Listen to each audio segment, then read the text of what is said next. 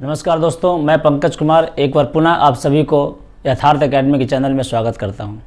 दोस्तों, जैसा हमने अपने स्टार्टिंग वीडियो में कहा था कि हम स्टेप बाय स्टेप हर एक नए वीडियो में गोदान के नए प्रोस्पेक्ट के नए एस्पेक्ट्स पे हम चर्चा करेंगे, उसकी फॉर्मेटिंग करेंगे, उस आंसर राइटिंग की एक रूपरेखा तैयार करेंगे। तो आज मैंने एक एग्जाम्पल के लिए कि आखिर प्रश्न कैसे पूछे जाते हैं और क्या पूछे गए हैं, उसमें क्या डिमांड है एग्जामिनेशन में और क्या लिखना है विद्यार्थियों को अच्छे नंबर लाने के लिए, इसको इस्टेब्लिश करने के लिए, इसको आप लोगों को बेहतर ढंग से समझाने के लिए मैंने पिछले साल इसी साल 60 से 62 की जो बिहार पब्लिक सर्विस कमीशन की जो परीक्षा हुई थी हिंदी साहित्य की, उसका एक प्रश्न जो गोदान से पूछा गया था उसका फॉर्मेटिंग मैंने तैयार किया है। इस प्रश्न को हम अभी सोल्व करेंगे, इसे हम बनाएंगे जिससे आपको आइडिया लग सके कि एक्चुअल प्रश्न जो परीक्षा में पूछे जाते हैं उसे हम कैसे लिखना है, हमें कितना लिखना है और किस पोर्शन पे कितना ध्यान देना है, इस पर हम चर्चा करेंगे। तो आइए, प्रश्न क्या था। ये 60 से 62 का मित्रों ये प्रश्न था, 60 से 62 बीपीएससी मेंस का प्रश्न था कि गोदान के आधार पर कृषक जीवन की समस्याओं पर प्रकाश डालें। ये प्रश्न अगर आप लोगों ने 60 से 62 का मेंस दिया हो तब देखा होगा, अगर नहीं दिया है तो आप देख सकते हैं दोबारा, आपके पास प्रश्न हो तो कि 60 से 62 का प्रश्न था। जैसा आप जानते हैं कि बीपीएससी ने इस बार कंबाइन कर दिया और एक ही पेपर पूछा जाता है, प्रश्न एक ही पेपर होता है हिंदी साहित्य का। तो अब हिंदी साहित्य में जो गोदान का जो चैप्टर होता है काफ़ी इंपॉर्टेंट हो जाता है, क्योंकि गोदान से प्रश्न बनने ही बनने हैं, या तो फुल प्रश्न बनेंगे या तो व्याख्या के प्रश्न बनेंगे। मैं अपने गोदान के जो सीरीज ऑफ लेक्चर है उसके आखिरी लेक्चर में मैं आपको व्याख्या संबंधित बातें बताऊँगा, उसके आगे चर्चा करें। फिलहाल में इस प्रश्न पर वापस आते हैं कि गोदान के आधार पर कृषक जीवन की समस्याओं पर प्रकाश डालें। ये प्रश्न है आपका, ये प्रश्न था वहाँ पे जिस पे आपको लिखना था।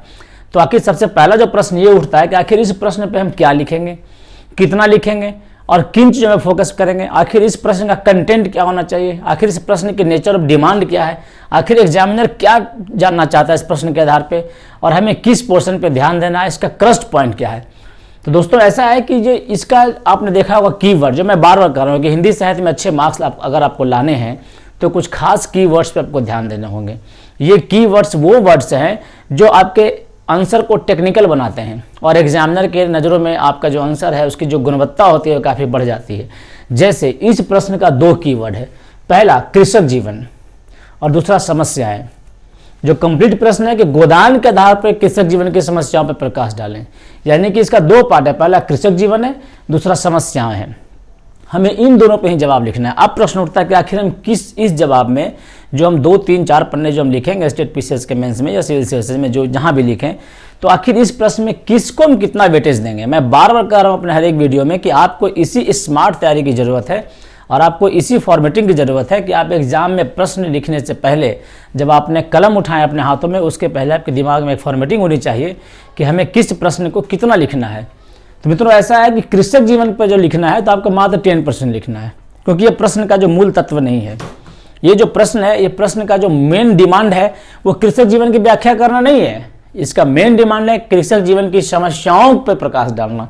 तो आपका जो सबसे ज़्यादा पोर्शन होना चाहिए, जो सबसे ज़्यादा कंसंट्रेट करेंगे, जिस पे आपको जवाब सबसे ज़्यादा लिखना है, जो आपको अच्छे मार्क्स दिलवाएंगे, वो ये है कृषक जीवन की समस्याओं पे लिखना है।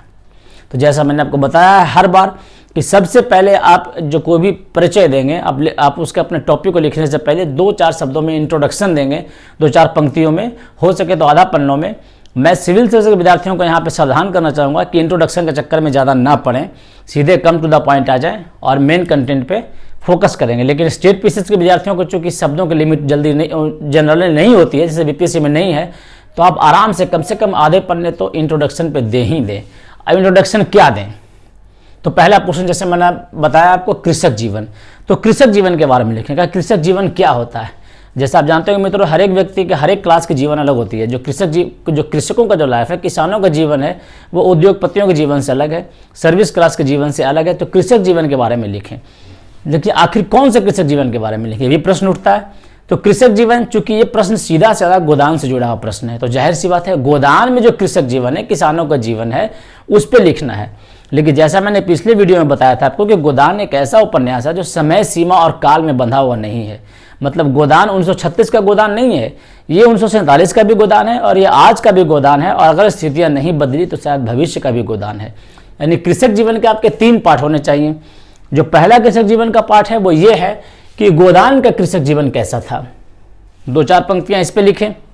या ज़्यादा लिखें, 5 पंक्तियाँ लिखें, 5 लाइन्स हैं इस पर लिखें कि गोदान का में जो कृषक जीवन था, किसान जीवन था, वो कैसा था। दूसरा, क्या वर्तमान में किसान जीवन इससे जुड़ा हुआ है?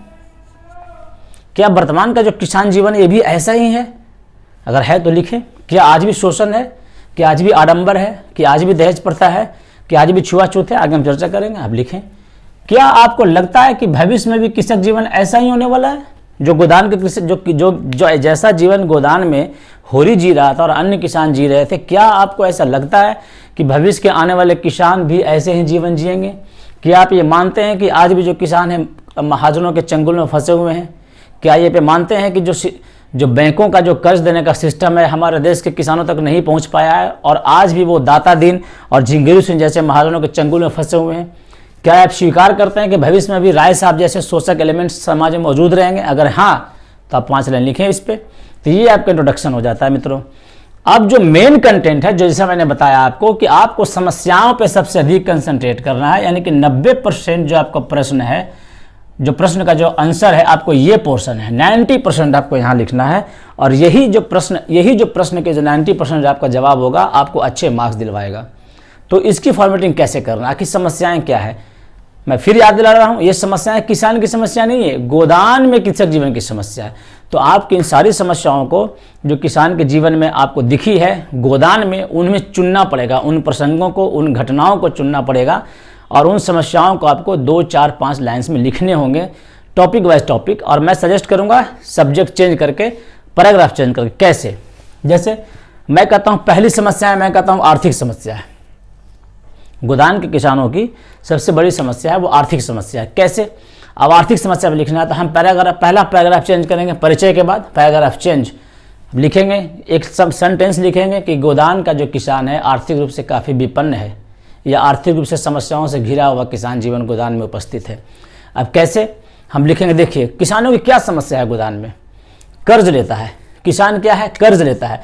कई आलोचकों ने जो इस बात पे गोदान की जिन्होंने कई टीका टिप्पणी किया है आलोचकों ने, जिसमें गुलाब राय हैं, इंद्रनाथ मदान है, कई सारे आलोचकों ने, महान विद्वानों ने इस बात को स्वीकार किया और कहा है कि जो गोदान की जो मेन समस्या है वो यही है, ऋण की समस्या है, सूद की समस्या है। सबसे बड़ी समस्या आपने देखा होगा कि इसी कर्ज और सूद के चक्कर में फंस के होरी जैसा किसान मरने को मजबूर हो जाता है। इस पे लिखें। क्या गोदान में और भी आर्थिक समस्याएं हैं? आपने गोदान के दूसरे चौथे पन्ने पे देखा होगा कि जब राय साहब के यहाँ जाता है होरी, तो होरी को राय साहब लंबी चौड़ी लेक्चर देते हैं समाजवाद के और वगैरह वगैरह साम्यवाद के। लेकिन उसी वक्त है जो कि जब उन्हें सूचना मिलती है कि उनके घर में काम करने वाले मजदूर मजदूरी के साथ साथ खाने की भी डिमांड कर रहे हैं, तो वो हंटर से पीटने पे उतारू हो जाते हैं और उनसे ज़बरदस्ती बेगारी करवाते हैं। क्या बेगारी एक आर्थिक समस्या है? बिल्कुल है। लिखें इस पर 2-4 लाइन। और गोदान में कौन सी आर्थिक समस्या आपको दिखी होगी? आपने देखा होगा बंटाई की समस्या। बंटाई क्या होता है? एक ऐसा किसान, होरी का आपने घटना सुना होगा, जब समाज झुनिया के रखने के बाद जब दान चुकाने के चक्कर में होरी का घर गिरवी पड़ जाता है और होरी के पास इतने पैसे भी नहीं है कि अपने खेत में बुवाई कर सके, तो वो दाता दीन से उधार लेकर अपने खेत में बुनाई करता है, बदले में अपनी आधी जो फसल है वो दाता दीन को देने के लिए तैयार हो जाता है। ये बटाई सिस्टम है, ये किसानों का संस्थागत शोषण है। जमीन किसान की, फसल सी बुआई करने के लिए वो अपने थोड़े से बीज और पैसे दे देता है, बदले में उसको अपनी आधी फसल देनी पड़ती है दाता दिन को। ये समस्या है, आर्थिक समस्या। आपने और भी किसानों को देखा होगा उसमें, जिसमें कि सब लोग बटाई पे खेत कर रहे थे और शोषण का शिकार हो रहे थे। और आर्थिक समस्या क्या गोदान में दिखी है? माल गुजारी की समस्या। मित्रों, आपने फील किया होगा गोदान पढ़ते समय कि गोदान में जो ऋण लेता है कैरेक्टर, हमारा मेन कैरेक्टर के साथ साथ और भी जो चरित्र हैं वो जो ऋण जो भी लिए, जिन्होंने भी सूद लिया है, कोई मकान बनाने के लिए नहीं, गाड़ी खरीदने के नहीं, लग्जरी आइटम के लिए नहीं लिया सूद इन्होंने सूद लिया है अपने माल गुजारी को चुकता करने के लिए। तो आप कल्पना कीजिए कि उस समय टैक्सेशन जो हमारा था, जो टैक्सेशन सिस्टम था, वो कितना हाईएस्ट रेट में रहा होगा कि एक व्यक्ति को अपने ज़मीन पे जो माल गुजारी है उसे पे करने के लिए सूद पे महाजनों से ऋण लेना पड़े। ये गोदान की भी एक बहुत बड़ी समस्या है और इसी माल गुजारी के चक्कर में कईयों के खेत बिक जाते हैं होरी के गांव में। इस पे लिखें। तो आर्थिक समस्या आपकी एक चैप्टर खत्म होता है। जैसे ही ये टॉपिक खत्म होता है आर्थिक समस्या, आप पैराग्राफ चेंज कर दें। आप पैराग्राफ चेंज करके अगले टॉपिक पे आते हैं हम लोग, सामाजिक समस्या। आप गोदान में किस तरह की सामाजिक समस्याओं को देखते हैं, उस पर चर्चा करेंगे। हम गोदान में पहली समस्या देखते हैं, जाति व्यवस्था। क्या गोदान में जाति व्यवस्था है? बिल्कुल है। आपने देखा होगा ये प्रकरण आपको देखने के लिए आपको सबसे बढ़िया जो प्रकरण है इसमें वो माता दीन का है और सिलिया का है। आपने देखा होगा कि माता दीन एक दाता दीन का लड़का है जो ब्राह्मण है और सिलिया एक दलित समुदाय की लड़की है। इसका एक बच्चा भी है। माता दीन सिलिया से प्रेम करता है लेकिन सिलिया को स्वीकार नहीं कर पाता है क्योंकि सिलिया तथाकथित रूप से निम्न जाति से बिलोंग करती है। जाति प्रथा आपको उपस्थित है, इस पे लिखें। क्या समाज में जुर्माने की व्यवस्था कुछ चल रही थी उस समय? बिल्कुल चल रही थी। आपने देखा था कि जिस तरह से आप यहाँ पे चर्चा करें किसकी, गोबर की और झुनिया की, गोबर की और झुनिया की शादी होती है, दोनों अंतरजातीय विवाह है। समाज इस पे क्या करता है? समाज इसे स्वीकार नहीं करता है और होरी पे आर्थिक दंड का प्रावधान करता है और होरी को उस दंड को चुकाने के लिए भी ऋण लेना पड़ता है और अपने सारी फसलें पंचायत के यहाँ गिरवी रखनी पड़ती है। क्या समाज की समस्या है? इस पे लिखें। छुआछूत, क्या छुआछूत गोदान में दिखा आपको? बिल्कुल छुआछूत अवेलेबल है। आपने देखा होगा कि जो दाता दीन है वो दाता दीन किसी और के हाथ के छुआ हुआ पानी नहीं पीते हैं। हाँ, ये सूद देंगे, ये समाज के तथाकथित निम्न जातियों को जिन्हें वो निम्न समझते हैं, अपने से कमतर समझते हैं, उन्हें सूद देंगे, उनसे बेगारी करवाएंगे, उनसे अपने खेतों में फर्जी काम करवाएंगे, उनसे ऋण वसूलेंगे, उनके फर्जी स्टैंप शुल्क बनवाएंगे उनका, लेकिन उनके हाथ का छुआ पानी नहीं पिएंगे। है छुआछूत की समस्या? इस पे लिखें। क्या दहेज की समस्या थी समाज में? बिल्कुल थी। आपने देखा होगा कि जब इनकी सोना की शादी होती है तो दहेज के लिए जो उसका पति जो होता है, इसकी में कल्पना करें आप, इसमें एग्जाम्पल दें आप, सोना की शादी तय होती है मथुरा से। मथुरा के जो पिताजी हैं वो दहेज देने के लिए बहुत ही आग्रही व्यक्ति हैं, लेकिन किसी तरीके से जो कि दहेज पे ना होने की बात स्वीकार की जाती है, उस पर एग्री किया जाता है। बड़ी मुश्किल से इसकी शादी होती है। रूपा की शादी में भी देखा होगा आपने, रूपा को तो होरी को बेचना ही पड़ता लगभग दहेज प्रथा की वजह से। अगर समाज में उस समय दहेज प्रथा नहीं होती तो होरी को शायद अपने बेटी को एक अधेड़ उम्र के व्यक्ति से राम सेवक के साथ शादी करने की नौबत नहीं आती। ये वही दहेज सिस्टम था जिसके वजह से रूपा को बेचना पड़ता है होरी को, और होरी इसी आत्मग्लानि में अंत में मृत्यु को प्राप्त होता है। क्या समाज में दिखावा था? समाज में बिल्कुल दिखावा था। आपने देखा होगा, इसका सबसे बढ़िया एग्जाम्पल है राय साहब। आपने राय साहब का करेक्टर के मित्रों देखा होगा कि राय साहब बहुत ही दिखावा पसंद व्यक्ति हैं। इन पे लाखों रुपए का ऋण है लेकिन ये दिखावा करेंगे, ये लंबी लंबी पार्टियां देंगे, मालती को शर्त में 1000 रुपया देंगे, ये ओंकार नाथ को के प्रेस को चलाने के लिए पैसे देंगे ताकि वो उनके पक्ष में हवा बना सकें और वो मेंबरशिप काउंसिल का जीत सकें। ये एक ऐसे व्यक्ति हैं जो कर्ज में डूबे हुए हैं, बावजूद इनके पास दिखावा और आडंबर के लिए भरपूर पैसे हैं।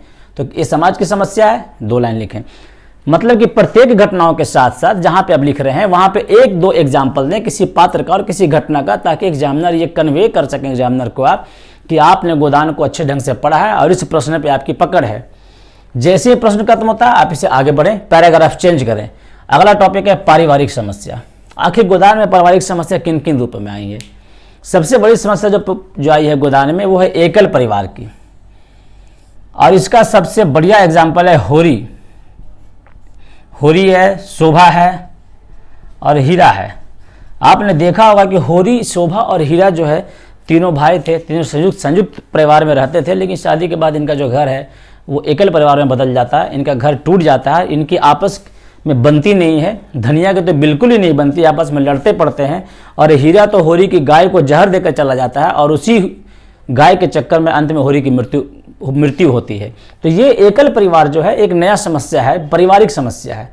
इससे अच्छे खासे परिवार तबाह हो रहे हैं, बर्बाद हो रहे हैं। इसमें अगर आपको कनेक्ट कर पाते हैं तो आप प्रेमचंद की जो एक अलग ही बहुत बेहतरीन कहानी है वो है अलग्योझा।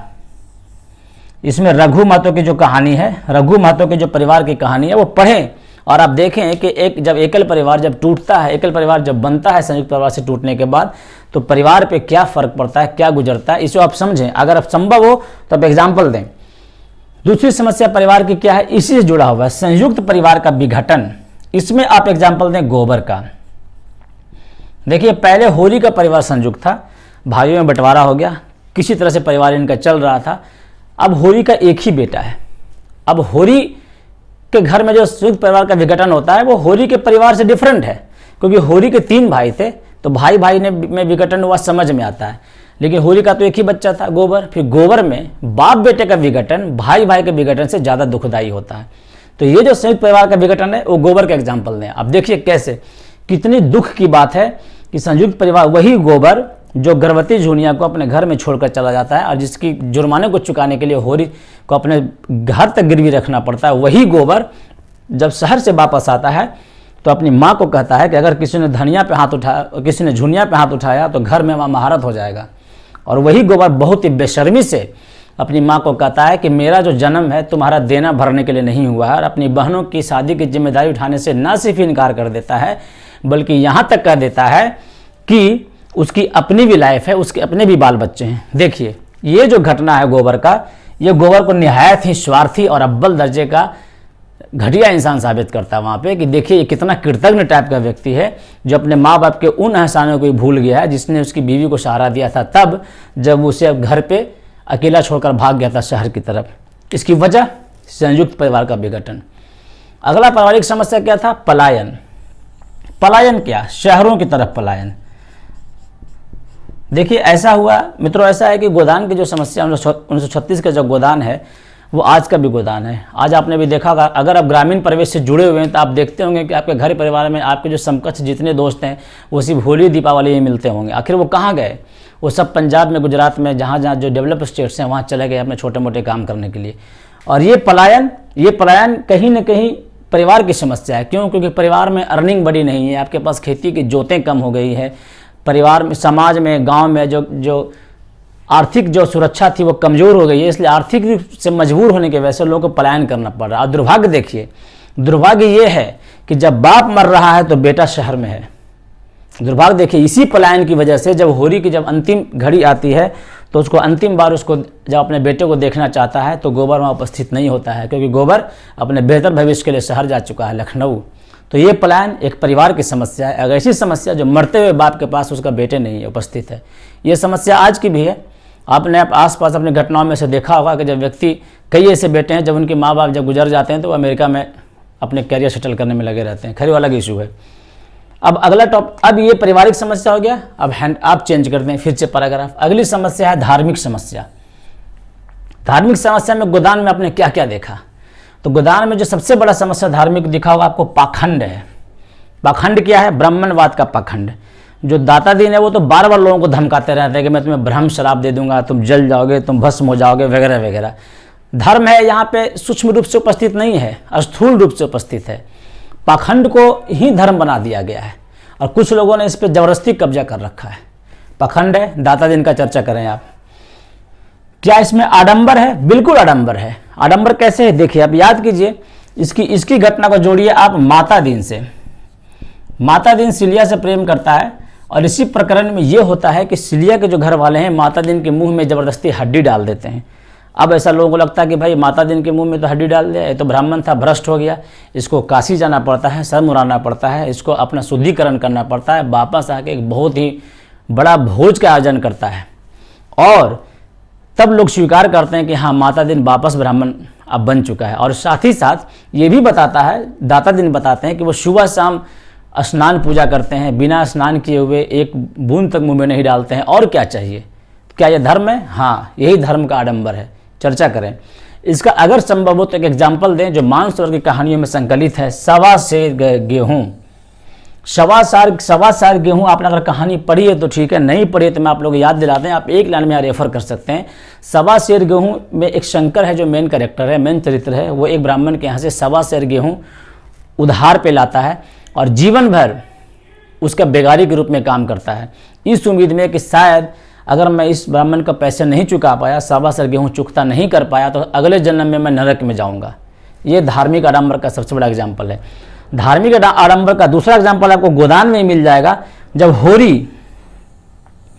होरी दाता दिन के पैसे उधार ले चुका होता है, जब वापस करने में असमर्थ होता है, तो होरी खुद ये कहता है कि अगर लाला और बनिए के पैसा होता तो अलग मुद्दा था, अलग बात थी, लेकिन ये ब्राह्मण के पैसे अगर नहीं चुकाया तो हड्डी तोड़ कर निकलेगी।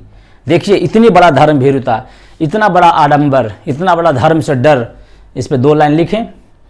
और सबसे मित्रों दुखद और सबसे जो भयानक जो धार्मिक आडंबर गोदान में है वो है आखिरी चैप्टर, जब होरी मर रहा होता है गोदान का। आप देखिए दुर्भाग्य, देखिए इस सिस्टम का दुर्भाग्य, देखिए गोदान का दुर्भाग्य, देखिए होरी का कि वो होरी जो जिंदगी भर एक गाय के लिए तरसता रहा, वो होरी जो एक गाय की वजह से आज मरने को भी सख्त है उपन्यास के आखिरी चैप्टर पे, उसी होरी को जो इस जन्म में एक गाय खरीदने में सक्षम नहीं हो पाया, उसको भविष्य में बैकुंठ जाने के लिए आज एक गोदान करने की आवश्यकता है।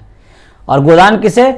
दाता दीन को। वही दाता दीन जो जिंदगी भर होरी को चूसता रहा, वही दाता दीन आज इससे मुक्ति कराएंगे गोदान से। इससे बड़ा धार्मिक आडंबर क्या हो सकता है? इस पे 5 लाइन लिखें और बताएं कि ये जो गोदान है ये सांकेतिक नाम नहीं है, ये गोदान इस पूरे उपन्यास का निचोड़ है। ये दुर्भाग्य है होरी का, दुर्भाग्य इस सिस्टम का, दुर्भाग्य इस समाज और इस धार्मिक आडंबर का कि एक मरता हुआ व्यक्ति जो गाय की वजह से मर रहा है, आज उसी गाय का दान करके ही वो बैकुंठ में जा पाएगा, वरना मरने के बाद ही वो कष्ट भोगेगा।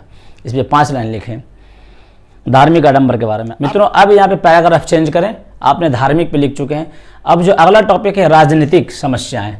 क्या गोदान में राजनीतिक समस्याएं आपको दिखी हैं जो किसान जीवन से जुड़ी हुई हैं? आप देखिए, ये गोदान पे सबसे बड़ा आक्षेप मित्रों क्या है? गोदान पे आक्षेप यह है कि 1936 जब गांधी जी सक्रिय रूप से आंदोलन में भाग ले रहे थे, 1922-17 में ही इंटर कर चुके थे इंडियन पॉलिटिक्स में और काफ़ी राजनीति के उच्चतम शिखर पे पहुंचे हुए थे। तो उस समय जब भारत में राजनीतिक जागरूकता अपनी चरम स्थिति पे थी, गोदान में आखिर इतना उदासीन क्यों दिखता है समाज?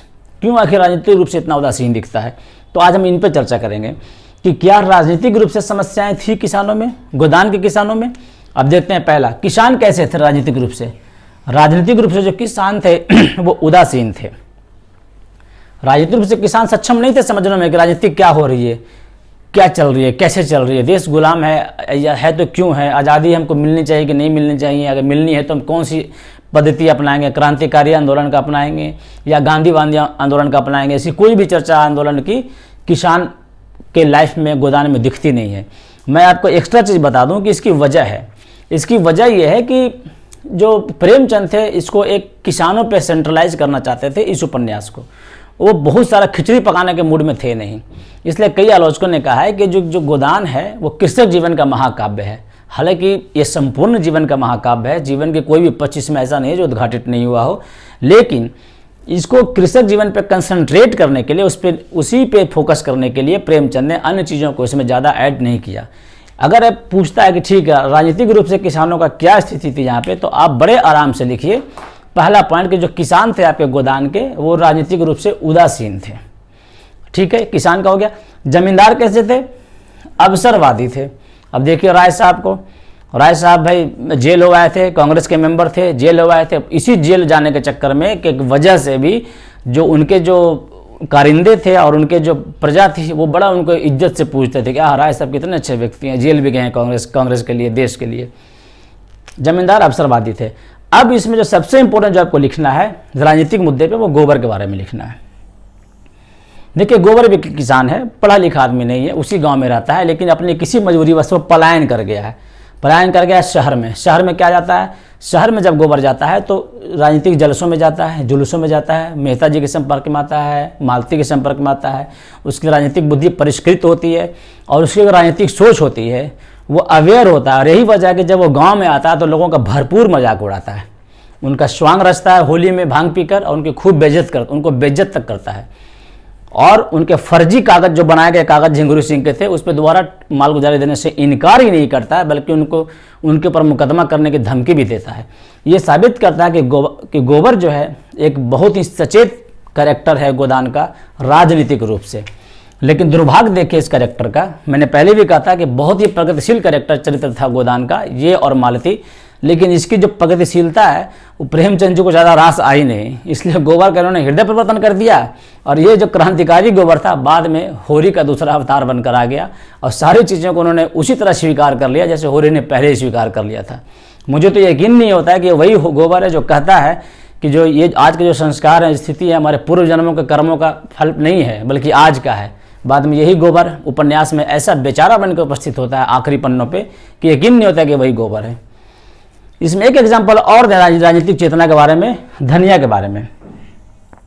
धनिया क्या कहते हैं? अब इमेजिन कीजिए जब धनिया के घर में जब हीरा के घर में जब पुलिस तलाशी के लिए आती है और उसको अपने इज्जत का प्रतिष्ठा का प्रश्न बनाकर जब कर्ज लेकर पुलिस दरोगा को देने का प्रयास करता है ये होरी, और धनिया उसे लड़ पड़ती है। धनिया बाद में गांव के पंचों को क्या कहती है? धनिया कहती है कि सुराज जेल जाने से नहीं मिलेगा, सुराज मिलेगा धर्म से और न्याय से। देखिए यानी कि इसकी राजनीतिक सोच है। सच पूछे तो धनिया की जो राजनीतिक सोच है वो होरी से कहीं ज़्यादा है। धनिया को पता है कि सब शोषक तत्व हैं, धनिया को पता है कि शोषण के एलिमेंट्स हैं। जो धर्म है शोषण के एलिमेंट्स हैं, जो राजनीति है वो शोषण के एलिमेंट्स हैं, लेकिन होरी को नहीं पता है। होरी धर्म भीरू है, होरी सोचता है पूर्व जन्मों का संस्कार है। लेकिन धनिया आधुनिक है, धनिया चेतना युक्त है। लेकिन दुर्भाग्य से धनिया के भी जो कैरेक्टर है बहुत ज़्यादा निखर नहीं पाता है, और राजनीतिक रूप से सचेत होते हुए बहुत ज़्यादा सचेत इसे कह नहीं सकते हैं। इस पे 2-4 लाइन लिखें। मित्रों, अब मुझे उम्मीद है कि इस प्रश्न को आप बेहतर ढंग से समझ पा रहे होंगे कि आखिर इस प्रश्न में मुझे कितना लिखना था, क्या लिखना था और कैसे लिखना था। मैं रिपीट कर दूं कि अगर आप एग्जाम में मेंस में लिखने जा रहे हैं तो इस तरह के डाटा बिल्कुल ना बनाएं, क्योंकि साहित्य है वो साइंस टेक का प्रश्न नहीं है जहाँ पे आप डायग्राम बना सकेंगे, ये कर सकेंगे। ये मैंने आपको समझ के लिए बनाया है ताकि जब भी एग्जाम में जाएं तो आपको क्या लिखना है और कैसे लिखना है, क्या फॉर्मेटिंग करना है, आपके आंसर्स के डिमांड क्या है, आपके मेन थ्रस्ट क्या है, किस पे कितना वेटेज देना है, किस पे कितना कम वेटेज देना है। ये मैंने एक लाइव एग्जाम्पल देकर दिया जो 60 से 62 के बीपीएससी में प्रश्न पूछा गया था। तो मुझे उम्मीद है कि आपको ये वीडियो बहुत ही पसंद आया होगा। अगर आपको ये वीडियो पसंद आया तो इसको लाइक का बटन दबाएं और शेयर करें और अपने दोस्तों को भी बताएं। मैं फिर रिपीट करता हूं कि ये जो हमारा प्रयास है उन विद्यार्थियों के लिए विशेषकर ज़्यादा मायने रखता है जिन तक अच्छे मटेरियल्स की और अच्छे क्लासेस वीडियो की पहुंच नहीं है। कृपया उन लोगों को शेयर करें, उन्हें बताएं, आप कमेंट्स करें। अब मैं अपने स्तर पर आपको विश्वास दिलाता हूं कि इस संबंध में आप जो भी कमेंट्स करेंगे मैं खुद उन कमेंट्स को जवाब दूंगा। तब तक के लिए धन्यवाद और नए वीडियो का इंतजार करें।